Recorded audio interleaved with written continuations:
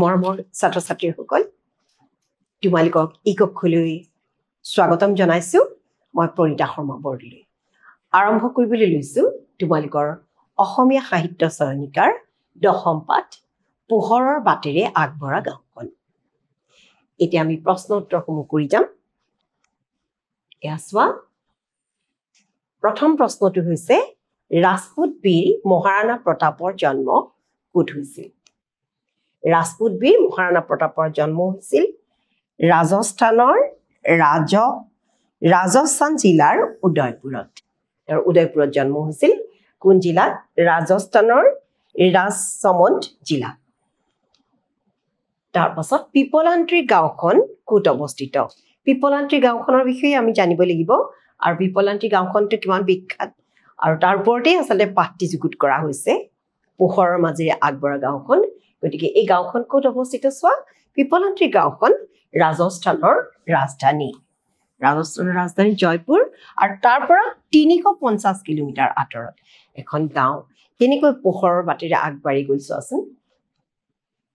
কিহৰ বাবে পিপলান্ত্ৰী গাঁওখনে গিনিছ বুক অফ ৱৰ্ল্ড ৰেকৰ্ডছত স্থান পাইছিল কিহৰ কাৰণে স্থান পাইছিল গিনিছ বুক অফ ৱৰ্ল্ড ৰেকৰ্ডছত স্থান পালে মাৰ্বল পাথৰ নাইকিয়াকৈ পানীৰ ব্যৱস্থা কৰিলে মাৰ্বল পাথৰৰ বাবে পিপলান্ত্ৰী গাঁওখন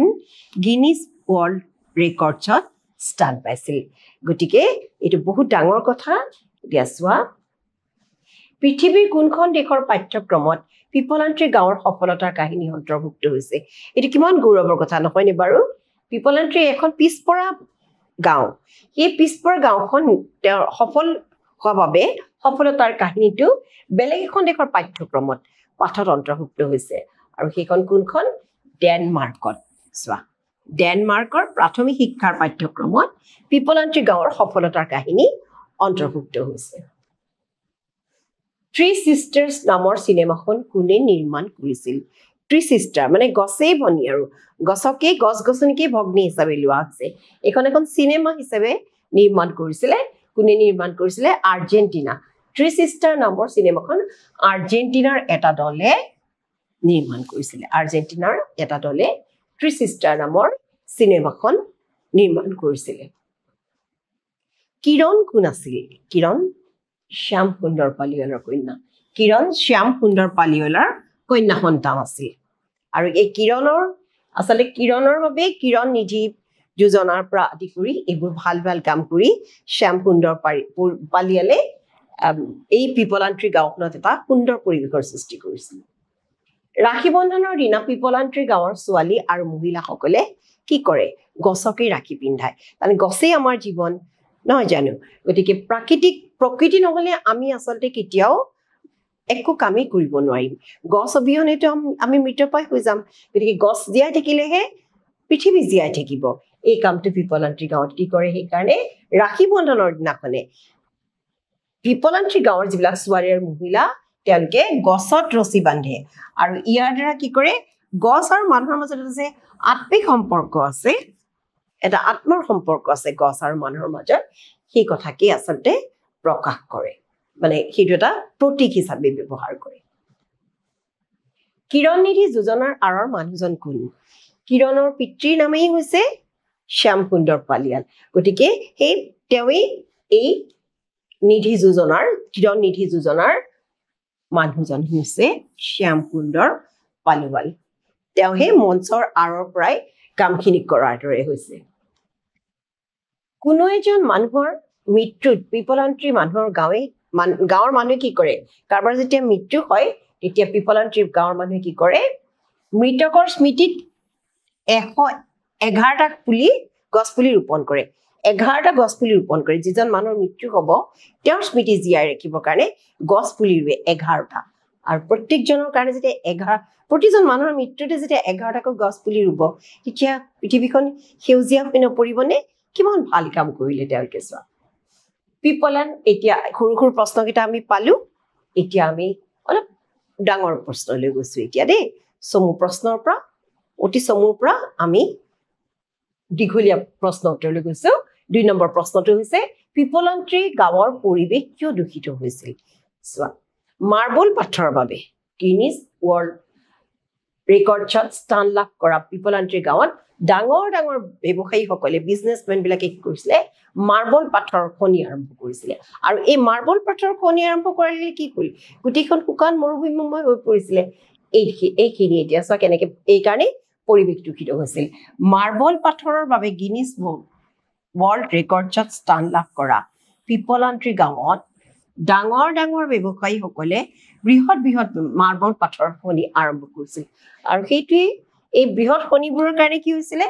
প্ৰকৃতি ধ্বংস হৈছিলে আৰু লগে লগে প্ৰাকৃতিক সম্পদবিলাক ব্যৱসায়ীৰ হাতলৈ গুচি গ'ল আৰু মাৰ্বল পাথৰ আহৰণৰ বাবে খনিবোৰত কি হৈছিলে দিনে নিশাই কাম চলাৰ ফলত পিপলান্ত্ৰী গাঁৱৰ পৰিৱেশটো দূষিত হৈছিল এইটো স্বাভাৱিকতেই বুজি পোৱা যায় মাৰ্বল পাথৰৰ যেতিয়া ব্যৱসায় আৰম্ভ কৰিলে ব্যৱসায়ীবিলাকে তেতিয়া এটা একদম দূষিত পৰিৱেশৰ সৃষ্টি হ'ল পলিউশ্যন আৰম্ভ হ'ল আৰু সেইকাৰণে কি হ'ল কাৰণটো এইটোৱে হ'ব যে পিপলান্ত্ৰী গাঁৱৰ পৰিৱেশ দূষিত হোৱাৰ এইটোৱে মূল কাৰণ ৩ নম্বৰ প্ৰশ্ন শ্যাম সুন্দৰ পালিৱাল কোন পিপলান্ত্ৰী গাঁওখন পৃথিৱী বিখ্যাত হোৱাত তেওঁৰ অৱদান সম্পৰ্কে চমুকৈ লিখা পিপলান্ত্ৰী গাঁৱত যদি শ্যাম সুন্দৰ পালিৱাল নাথাকিলহেঁতেন তেতিয়া চাগে পিপলান্ত্ৰী গাঁওখন আজি পৃথিৱীৰ ভিতৰতে বিখ্যাত হ'ব নোৱাৰিলেহেঁতেন শ্যাম সুন্দৰ পালিৱাল কোন শ্যাম সুন্দৰ পালিৱাল হৈছে পিপলান্ত্ৰী গাঁওখনক জীয়াই ৰখাৰ আঁৰৰ ব্যক্তিজন মূল ব্যক্তিজন তেওঁৱে পিপলান্ত্ৰী গাঁওখনক পুনৰ জীয়াই তোলাৰ আঁৰৰ ব্যক্তি তেওঁৱে হৈছে শ্যাম সুন্দৰ পালিৱাল পিপলান্ত্ৰী গাঁওখন পৃথিৱী বিখ্যাত হোৱাত তেওঁৰ অৱদান কি চাই যোৱা 2005-10 বেছি বছৰ হোৱা নাই 2005-10 চনটো শ্যাম সুন্দৰ পালিৱালে গাঁওখনৰ কি কৰে মুখিয়ালৰ দায়িত্ব গ্ৰহণ কৰে তেওঁ যেতিয়া মুখিয়ালৰ দায়িত্বত আছিলে গাঁওবুঢ়া হিচাপে আছিলে তেতিয়া তেওঁ গাঁওখনত একক আৰু মহৎ প্ৰচেষ্টাৰ তেওঁৰ এই প্ৰচেষ্টাৰ ফলত কি কৰিছিলে গোটেই গাঁওখনক এটি নতুন জীৱন দিলে যেতিয়া তেওঁ গাঁৱৰ মুখিয়াল হৈ আছিলে গাঁওবুঢ়া হৈ আছিলে তেতিয়া তেওঁ 2005 চনৰ পৰা 10 চন এই 5টা বছৰৰ ভিতৰতে তেওঁ পিপলান্ত্ৰী গাঁওখনত এটা নতুন ৰূপ দিলে তেওঁ গাঁৱৰ প্ৰতিগৰাকী লোকক 4টা দায়িত্ব অৰ্পণ কৰিলে এইটোৱে মূল কথা কি দায়িত্ব অৰ্পণ কৰিলে 1 নম্বৰটো হৈছে কন্যা সন্তানক ল'ৰা সন্তানৰ দৰে ভালকৈ ডাঙৰ দীঘল কৰা সাধাৰণতে এইবিলাক ঠাইত বিশেষকৈ ছোৱালী আৰু ল'ৰা সমান বুলি নকয় কিন্তু ইয়াত আকৌ কন্যা সন্তানক ছোৱালী সন্তানক বিশেষ গুৰুত্ব দিছিলে 2 নম্বৰ কি কৰিছিলে 2 নম্বৰটো কৰিছিলে পানী সংৰক্ষণ কৰা পানী থাকিলে গছ গছনি থাকিব পানী নিদিলে গছ গছনি মৰি নাযাব জানো তাৰ পাছত 3 নম্বৰটো কি কৰিছে গছ গছনি ৰুই প্ৰতিপালন কৰা গছ গছনি ৰুব লাগিব আৰু সেই গছ গছনিবোৰ যাতে ডাঙৰ হয় তাৰ কাৰণে প্ৰতিপালন কৰিব লাগিব পানী দিব লাগিব ঠাইবোৰ খুচৰিব লাগিব মুঠতে গছ এজোপা ডাঙৰ কৰিবলৈ যিখিনি দৰকাৰ সেইখিনি আৰু 4 নম্বৰটো কি কৈছে খেতি বাতি কৰি নিজৰ প্ৰয়োজন পূৰণ কৰা খেতি বাতি যাতে নিজে যাতে নিজৰ স্বাৱলম্বী যাতে হ'ব পাৰে নিজে নিজৰ খেতিকানি যাতে ৰুই ল'ব পাৰে এইদৰে ইমান ডাঙৰ 4টা দায়িত্ব তেওঁ অৰ্পণ কৰিলে মুখিয়াল হিচাপে এইদৰে গাঁওখনলৈ পৰিৱৰ্তন অনাৰ ক্ষেত্ৰত তেওঁৰ অৱদান একেবাৰে সুকীয়া তাৰোপৰি তেওঁ কি কৰিছে কিৰণ নিধি যোজনা তেওঁ এটা যোজনা প্ৰস্তুত কৰিলে কিৰণ নিধি যোজনা তাৰ অধীনত কি কৰিলে গাঁওখনত জন্ম হোৱা প্ৰতিজনী কন্যা সন্তানৰ নামত কিমান 111টা গছ পুলি ৰোপণৰ ব্যৱস্থা কৰিলে কিমান ডাঙৰ কথা চোৱা ছোৱালী এজনী জন্ম হোৱাৰ লগে লগে সেই ছোৱালীজনীৰ নামত 111টা গছ পুলি ৰুবলৈ দিয়ে তেওঁ এনেদৰে কি কৰিলে প্ৰকৃতিৰ সুৰক্ষাৰ ব্যৱস্থা কৰিলে গছ গছনি থাকিলেহে প্ৰকৃতি সুৰক্ষিত হ'ব গতিকে প্ৰকৃতি সুৰক্ষাৰ তেওঁ ইমান সুন্দৰ সহজ ব্যৱস্থা এটা কৰিলে তাৰ ফলত ছোৱালীৰ গুৰুত্ব খুবেই বাঢ়িল কন্যা সন্তানেইটো পৃথিৱী সৃষ্টি কৰে বুলি ক'ব লাগিব গতিকে কন্যা সন্তান জন্মৰ লগে লগে 111ডাল গছ পুলি ৰুব লাগিব সেইখিনি ভালদৰে মানে প্ৰতিপালন কৰিব লাগিব মানে গছ গছনি ডাঙৰ হোৱাত যিখিনি কাম কৰিব লাগিব সেইখিনি পানী দিয়াৰ পৰা আদি কৰি সেইখিনিও প্ৰতিপালন কৰিব লাগিব পিপলান্ত্ৰী গাঁওখনক কি কৰিলে তেওঁ পৃথিৱী বিখ্যাত হোৱাত এনেদৰে তেওঁ সহায় কৰিলে এই 4টা দায়িত্ব অৰ্পণ কৰিলে আৰু লগতে 111টাকৈ পুলি এগৰাকী ছোৱালীৰ জন্মৰ লগে লগে ৰোৱা এটা নিয়মত প্ৰস্তুত কৰিলে আৰু সেয়া হৈছে কিৰণ নিধি যোজনা এতিয়া চোৱা কিৰণ নিধি যোজনা কি এই যোজনাৰ অধীনত পিপলান্ত্ৰী গাঁৱৰ মানুহে কি বিশেষ 4টা দায়িত্ব পালন কৰিব লাগে আগৰ উত্তৰটোৰ লগত প্ৰায় একেই অলপ ইফাল-সিফালকৈ লিখিব লাগিব কিৰণ নিধি যোজনা হৈছে কিৰণ নিধি যোজনা কি শ্যাম সুন্দৰ পালিৱালে প্ৰৱৰ্তন কৰা এক আঁচনি এইটো এটা আঁচনি এই আঁচনিটোৰ মতে কি কৰিব লাগে পিপলান্ত্ৰী গাঁৱত জন্ম হোৱা প্ৰতিগৰাকী কন্যা সন্তানৰ নামত ৰাইজে কি কৰিব লাগিব 111টা গছপুলি ৰোপণ কৰিব লাগিব প্ৰতিজনী কন্যা সন্তানৰ নামত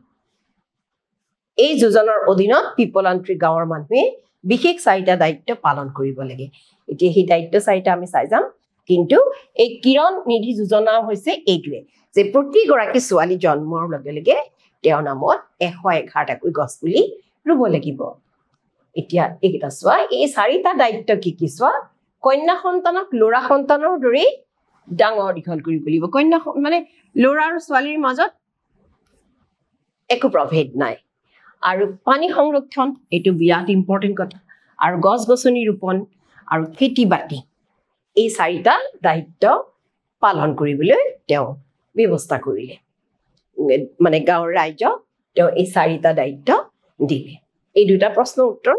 একে ধৰণৰ কেৱল মন কৰিবা কোট কোনটো লিখিব লাগিব কন্যা সন্তান সুৰক্ষাৰ বাবে শ্যাম সুন্দৰ পালিৱালে কেনে ধৰণৰ আঁচনি লৈছিল এয়া কিৰণ নিধি যোজনা আঁচনি যে লৈছে তেওঁ কি কৰিছে কন্যা সন্তান সুৰক্ষাৰ বাবে শ্যাম সুন্দৰ পালিৱালে আঁচনিৰ জৰিয়তে কেইটামান নিয়ম কৰি দিছিল প্ৰথমতে কি কৰিছিল যে কোনো গাঁৱৰ কোনো লোকে কন্যা ভ্ৰূণ হত্যা কৰিব নোৱাৰিব কন্যা ভ্ৰূণ হত্যা কৰিব নোৱাৰিব এক নম্বৰটো কিয় কাৰণ কন্যা সন্তান গৰ্ভত থকা বুলি গম পালে কিছুমানে মাৰি পেলাই মানে ছোৱালী যে বিয়া দিব লাগিব যৌতুকৰ কথা আহিব বহুত ধৰণৰ কথা আহিব গতিকে কন্যা ভ্ৰূণ হত্যা কৰাটো কিন্তু তেওঁ নিষেধ কৰিলে কন্যা জন্ম হলে জন্ম মানে ভ্ৰূণ নষ্ট কৰিব নোৱাৰে আগতীয়াকৈ মাৰি পেলাব নোৱাৰে দ্বিতীয়তে ছোৱালীজনী যেন আলফুলে ডাঙৰ দীঘল কৰা হ'ব একেই মৰম চেনে আৰু যত্নৰে 111টা এয়া যেনেকৈ ছোৱালীজনীক আলফুলে ডাঙৰ দীঘল কৰা হ'ব একে যত্নৰে 111টা গছপুলিকো প্ৰতিপালন কৰিব লাগিব কিমান সুন্দৰ নিয়ম চোৱা ছোৱালীজনীক যেনেকৈ ডাঙৰ দীঘল কৰোঁতে বহুত কষ্ট কৰা হ'ব গছপুলি 101 তেওঁৰ নামত 111টা যে গছপুলি ৰোৱা হ'ব সেই 111টা গছপুলিকো একেদৰে প্ৰতিপালন কৰিব লাগিব 3 নম্বৰটো কি দিছে তৃতীয়তে কোনো ছোৱালীক শিক্ষাৰ পৰা বঞ্চিত কৰিব নোৱাৰিব সব শিক্ষিত হ'ব লাগিব সকলো ছোৱালীয়ে শিক্ষা দীক্ষা সমানে পাব লাগিব আৰু 4 নম্বৰটো হৈছে কোনো পৰিস্থিতিৰে বাল্য বিবাহ এই যে সৰু কালতে যে বিয়া হয় এই সৰু কালত বিয়া হ'ব নোৱাৰিব বাল্য বিবাহ নিষেধ তেওঁ কৰি দিছে আৰু পঞ্চমতে হৈছে ছোৱালীৰ নামত বেংকত থোৱা এটা আটাইতকৈ সুন্দৰ কথা চোৱা ছোৱালীৰ নামত বেংকত কিমান টকাত হয় 31,000 টকা ছোৱালী পঢ়া বা বিয়াৰ কামতে খৰচ কৰিব পাৰিব অন্য কামত কিন্তু খৰচ কৰিব নোৱাৰে কেৱল ছোৱালীজনী পঢ়া শুনা বা বিয়া বাৰ ক্ষেত্ৰতে 31,000 টকাকে যে জমা থাকিব সেইটো তেতিয়াহে খৰচ কৰিব পাৰিব আৰু শেষত 5টা কাৰণ পালা আৰু ষষ্ঠ আৰু শেষৰ কাৰণটো হৈছে ছোৱালীৰ জন্মৰ সময়ত ৰোৱা গছ পুলিবোৰ কি হ'ব ছোৱালীৰ জন্মৰ সময়ত ৰোৱা গছ পুলিবোৰ গাঁৱৰ সম্পত্তি হ'ব আৰু এই কাৰণে ষ্টাম্প পেপাৰৰ ব্যৱস্থা কৰিছে এখন ষ্টাম্প পেপাৰত এই নিয়মৰ চুক্তি স্বাক্ষৰ কৰি গাঁৱৰ ৰাইজে প্ৰতিশ্ৰুতি দিবলগীয়া হ'ল মানে চুক্তি স্বাক্ষৰ কৰিব লাগিব সহি কৰিব লাগিব যে এই যে 111টা যে গছপুলি ৰুইছে এইখিনি কিন্তু ভৱিষ্যতে ৰাইজৰে সম্পত্তি হ'ব তাৰ পাছৰ প্ৰশ্নটো হৈছে পিপলান্ত্ৰী গাঁৱত প্ৰকৃতি আৰু মানুহৰ মাজত কেনেদৰে আত্মিক সম্পৰ্ক আত্মাৰ সম্পৰ্ক এটা গঢ় লৈ উঠিছিল পাঠৰ সহায়ত লিখিব দিয়া হৈছে এইটো পাইছা যে মানে গছক যে ৰাখি পিন্ধাই সেইদৰে এটা আত্মাৰ সম্পৰ্ক গঢ় লৈ উঠে পিপলান্ত্ৰী গাঁৱত শ্যাম সুন্দৰ পালিৱালৰ নেতৃত্বত গাঁওখনত কন্যা সন্তান জন্ম হলে কি কৰে প্ৰতিজনী কন্যা সন্তানৰ নামত ৰাইজে 111টা গছপুলি ৰোপণ কৰিব লাগিছিল আৰু এই কাম কিৰণ নিধি যোজনা এই যোজনাটোৰ নাম কি কিৰণ নিধি যোজনা কিৰণ নিধি যোজনাৰ অধীনত আৰম্ভ হয় ছোৱালীজনী জন্মৰ সময়ত ৰোৱা গছপুলিবোৰৰ ছোৱালীজনীৰ বিয়াৰ বয়সলৈ একোজোপা পূৰ্ণাংগ গছলৈ একদম জন্মৰ লগে লগে হোৱা গছ পুলিডাল ছোৱালীজনী যেতিয়া পূৰ্ণ অৱস্থা পাব মানে গাভৰু হ'ব সেই সময়ত ডাঙৰ হৈ আহিব পূৰ্ণাংগ গছলৈ ৰূপান্তৰিত হ'ব আৰু তেতিয়াকৈ এই 111জোপা গছৰ মূল্যও বৃদ্ধি পাব নহয় জানো প্ৰকাণ্ড গছ এজোপা হ'ব গতিকে গছবিলাকৰ মূল্য বাঢ়ি যাব এইবোৰ গাঁওখনৰ মূল্যৱান সম্পত্তি এইবিলাক গাঁওখনৰ কি হ'ব মূল্যৱান সম্পত্তি হৈ পৰে কিন্তু গছে দিয়া অক্সিজেন তাতকৈও অধিক মূল্যৱান এই যে গছ-গছনি থাকিলে কি হয় গছে যেটো অক্সিজেন এৰি দিয়ে নহয় অম্লজান এৰি দিয়ে আৰু কাৰ্বন ডাই অক্সাইড খিনি শুহি লয় গতিকে মানে উশাহত আমি অক্সিজেন লওঁ অম্লজান লওঁ আৰু নিশাহত আমি কাৰ্বন ডাই অক্সাইডটো এৰি দিওঁ গতিকে এঙাৰ গেছ খিনি কোনে লয় গছে লয় গতিকে পৰিৱেশটো সুন্দৰ কৰি দিয়ে গতিকে সেই গছে যে আমাক যে অক্সিজেন দি থাকে অম্লজান দি থাকে সেইটো তাতকৈ ডাঙৰ কথা অক্সিজেন তাতকৈও অধিক মূল্যৱান মানে গছবিলাকতো মূল্যৱান সম্পত্তি হ'ল তেওঁলোকৰ কাৰণে মূল্যৱান সম্পত্তি হ'ল 111 জোপাকে গছ প্ৰতিজনীৰ নামত কিমান গছ-গছনি হ'ব সেউজীয়া পৰিৱেশ এটা তাৰ পৰা কিমান অক্সিজেন আহিব গতিকে প্ৰদূষণমুক্ত হৈ পৰিব কিন্তু এটো বেছি ইম্পৰ্টেন্ট কথা বুলি ক'লে কাৰণে যে সম্পত্তি হ'ল কিন্তু অক্সিজেন পোৱাটো বেছি ডাঙৰ কথা গতিকে প্ৰতিটো গছপুলিক এজোপা পূৰ্ণাংগ গছলৈ ৰূপান্তৰ কৰাৰ দায়িত্ব গাঁৱৰ প্ৰতিজন লোকে পালন কৰি আহিছে ৰাখী বন্ধনৰ দিনা এইটো যে ক'লো ৰাখী বন্ধনৰ দিনা সেইকাৰণে কি কৰে গাঁৱৰ ছোৱালী আৰু মহিলাসকলে গছত ৰছী বান্ধে আৰু ইয়াৰ দ্বাৰা কি হয় গছ আৰু মানুহৰ মাজত এটা আত্মিক অন্তৰ সম্পৰ্ক এটা গঢ়ি উঠে কাৰণ এই যে ভাইকক বা ককায়েকক যে ৰাখী পিন্ধায় কি কাৰণে যে তুমি ৰক্ষা কৰিবা ৰাখী বন্ধন মানে ৰক্ষা বন্ধন সেই ৰাখী বন্ধনডাল হাতত নিপিন্ধায় মানে ভাইক বা ককায়েকক পিন্ধোৱাটো বেলেগ কিন্তু মূল কথাটো গছক পিন্ধায় তিৰোতাসকলে আৰু ছোৱালীসকলে মানে এই গছৰ লগত আত্মাৰ সম্বন্ধ এটা এনেদৰে গঢ় লৈ উঠে পিপলান্ত্ৰী গাঁৱৰ সফলতাৰ কাহিনী কোনে কেনেকৈ প্ৰচাৰ কৰিছে এতিয়া 7 নম্বৰ প্ৰশ্নটো হৈছে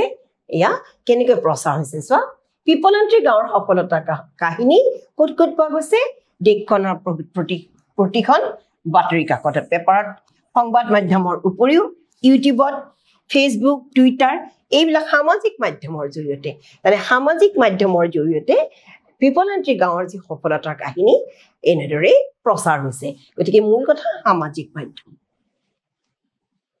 পিপলান্ত্ৰী গাঁওখন কিয় এখন আদৰ্শ গাঁও বুলি তুমি ভাবা পাঠটোৰ শিক্ষণীয় দিশ কোনবিলাক কথা আমি শিকিবলগীয়া আৰু তুমি কিয় আদৰ্শ গাঁও বুলি ভাবা তুমি নিজাকে লিখিব লাগিব তথাপি এটা তোমালোকক ধাৰণা দিছো এইমতে লিখিবা তোমালোকে আৰু নিজাকে তোমালোকে যে আৰু সুন্দৰকৈ পাৰা আৰু ভাল হ'ব এতিয়া উত্তৰটো কি দৰে দিছো এইটো শিক্ষণীয় দিশ বুলি পেলাই ইয়াতে উত্তৰটো তোমালোকে কিন্তু নিজে দিব লাগিব এখন আদৰ্শ গাঁও বুলি কিয় ভাবা বুলি ক'লে কি বুলি ক'বা তোমালোকে এখন আদৰ্শ গাঁও এইভাবে যে এই যে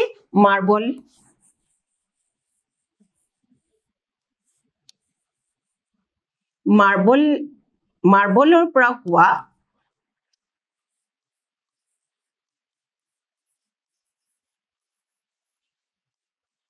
প্ৰদূষণ কিহেৰে গুচাইছে মাৰ্বলৰ পৰা প্ৰদূষণ দূৰীকৰণৰ বাবে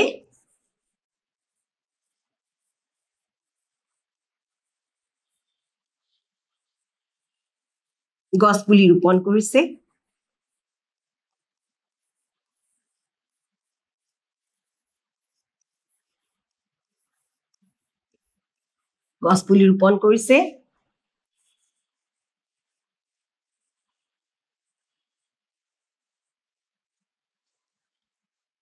কন্যা সন্তান জন্ম হলে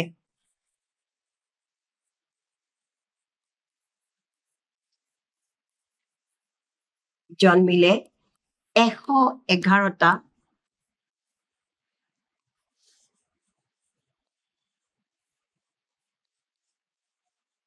গছ পুলি ৰোৱা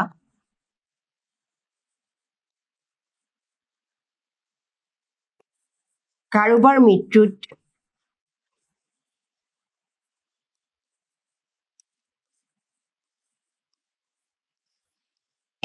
জোপা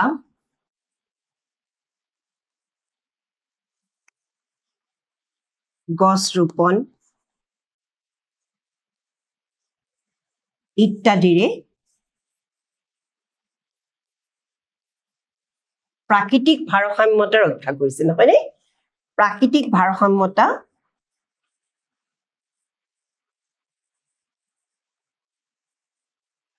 ভাৰসাম্যতা ৰক্ষা কৰি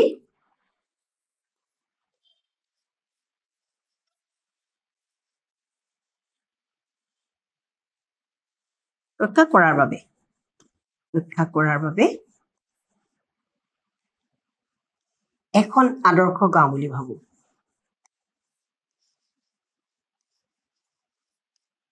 কিহৰ কাৰণে ভাবো বুলি কৈছেতো গতিকে আদৰ্শ গাঁও বুলি সেই কাৰণে ভবা হয়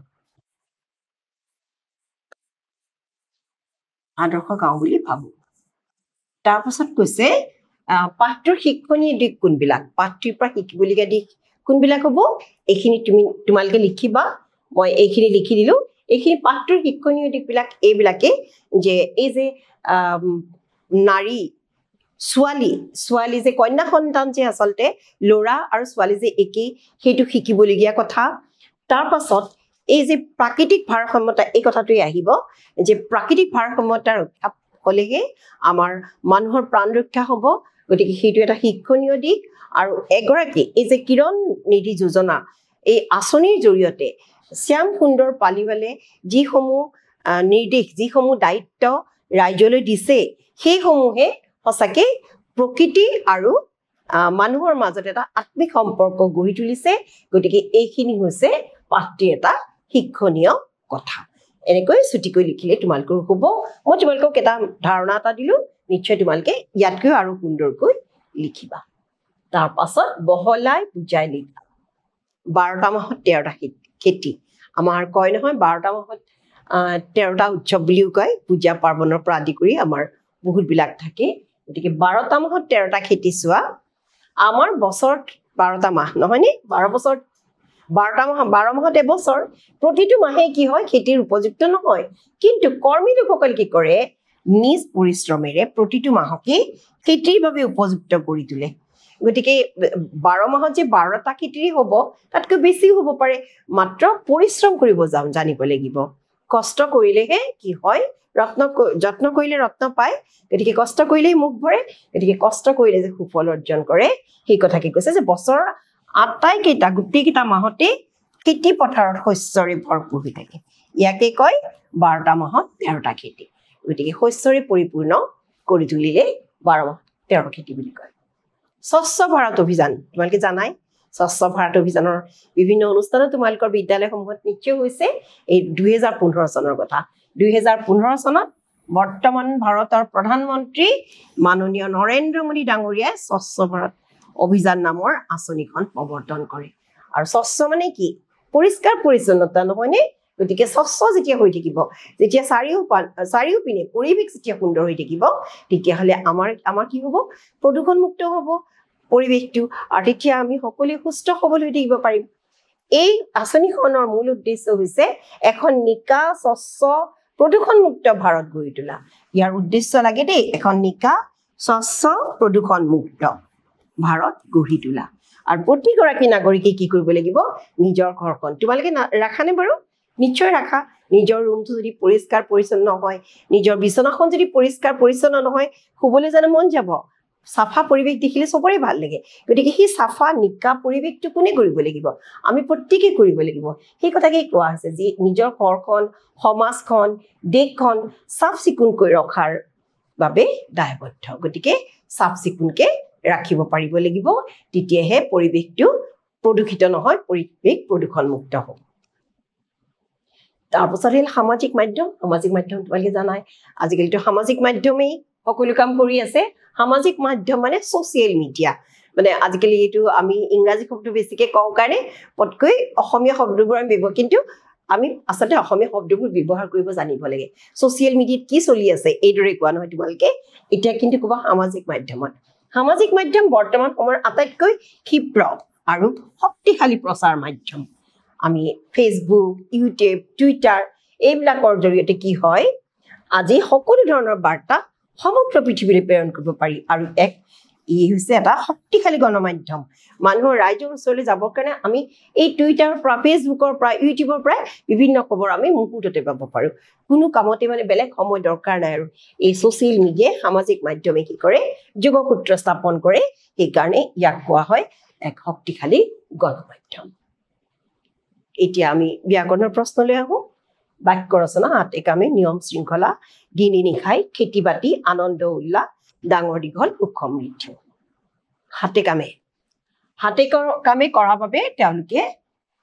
কামত সফলতা অৰ্জন কৰিলে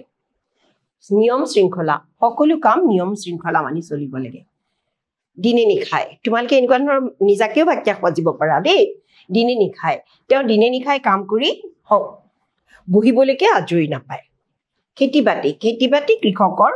মূল জীৱিকা আনন্দ উল্লাসৰ মাজেৰে সাংস্কৃতিক অনুষ্ঠানটি সুকলমে অন্ত পৰিলে ডাঙৰ দীঘল সন্তানক ডাঙৰ দীঘল কৰোঁতে পিতৃ মাতৃৰ বহুত কষ্ট হয় সুখ সমৃদ্ধি পিপলান্ত্ৰী গাঁওখনলৈ সুখ সমৃদ্ধি ঘূৰি আহিল এয়া বাক্য ৰচনা হৈ গ'ল বাক্য ৰচনা কেইটা নিশ্চয় বুজি পালা এতিয়া আমি কৰিম মূৰ্ধন্য ন হোৱাৰ কাৰণ নট্যবিধিত এই তিনিটা দিছে বৰষুণ পৰিমাণ ৰূপায়ণ কি কাৰণত হৈছে মূৰ্ধন্য ন চোৱা ৰৰ পিছত থকা বাবে ৰ মূৰ্ধন্য হৰ পাছত থকা দন্ত্য ন মূৰ্ধন্য নহয় তোমালোকে পাইছাই নিয়মত পাইছা নহয় নট্যবিধি নিয়ম সত্যবিধি নিয়মসমূহ মুখস্থ কৰি ল'বা আৰু বুজিও ল'বা আৰু তাৰ লগে লগে উদাহৰণসমূহ কৰি যাবা গতিকে বৰষুণটো হ'ব মূৰ্ধন্য হৰ পিছত আছে না সেইবাবে মূৰ্ধন্য হৰ পিছত থকাৰ বাবে মূৰ্ধন্য ন হৈছে পৰিমাণ ইয়াতে চোৱা ৰ আছে ৰৰ পিছত থকা বাবে মূৰ্ধন্য ন হৈছে আৰু এটি ৰূপ যেনেকৈ ধৰি লোৱা ৰাম শব্দৰ পিছত থকা অয়ন শব্দৰ দন্ত্য ন মূৰ্ধন্য ন হয় নাৰায়ণ নাৰ শব্দৰ পিছত থকা অয়ন শব্দৰ দন্ত্য ন মূৰ্ধন্য ন হয় গতিকে এইটো হ'ব ৰূপ শব্দৰ পাছত থকা অয়ন শব্দৰ দন্ত্য ন মূৰ্ধন্য ন হয় গতিকে বৰষুণ পৰিমাণ ৰূপায়ণ মূৰ্ধন্য ন হোৱাৰ কাৰণকেইটা এইদৰে লিখিব লাগিব তাৰ পাছত আহিলে সমাৰ্থক শব্দ একেই অৰ্থবুজা শব্দ মুক্ত বায়ু বৃহৎ পানী গছ চকু গাঁও মুক্ত মুকলি বায়ু বতাহ বৃহৎ ডাঙৰ পানী জল গছ বৃক্ষ চকু নয়ন গাঁও ৰাম তলৰ উপসৰ্গ কেইটাৰে একোটিকৈ শব্দ গঠন কৰা তোমালোকে জানা নহয় 20টা উপসৰ্গ ইয়াত কেইটামান দিয়া হৈছে এইকেইটাৰে একোটা শব্দ গঠন কৰি বাক্যও নহয় শব্দহে গঠন কৰিব দিছে প্ৰতি অধি উপ অব দূৰ প্ৰতি প্ৰতিৰোধ প্ৰতিকাৰ এনেকুৱা বহুত আছে প্ৰতি প্ৰতিৰোধ অধি অধিকাৰ অধিকৰণ উপকূল অৱহেলা অৱনতি দুৰ্গতি গতিকে এইকেইটা হ'ল উপসৰ্গৰ ব্যৱহাৰ ইয়াৰ লগে লগে আমাৰ পোহৰ বাটেৰে আগবঢ়া গাঁওখনৰ প্ৰশ্ন উত্তৰসমূহ সম্পূৰ্ণ হ'ল আশা কৰোঁ তোমালোকে সুন্দৰকৈ বুজি পাইছা উত্তৰসমূহ নিশ্চয় লিখি গৈছা আৰু ইয়াত কিবা তোমালোকৰ জটিলতা থাকিলে তোমালোকৰ অসমীয়া বিষয়ৰ শিক্ষকক সুধি ল'বা বুজিবলৈ সহজ হ'ব ইয়াৰ লগে লগে আমাৰ আজিৰ পাঠটিৰ অন্ত পৰিল ধন্যবাদ